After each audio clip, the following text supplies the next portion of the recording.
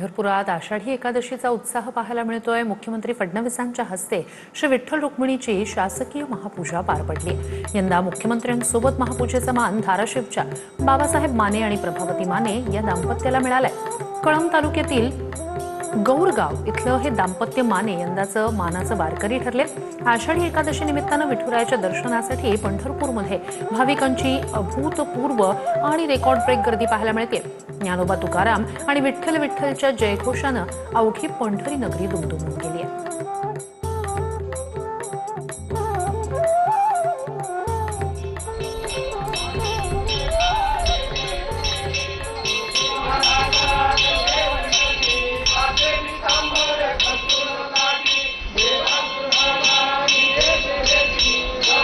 चला पंढरी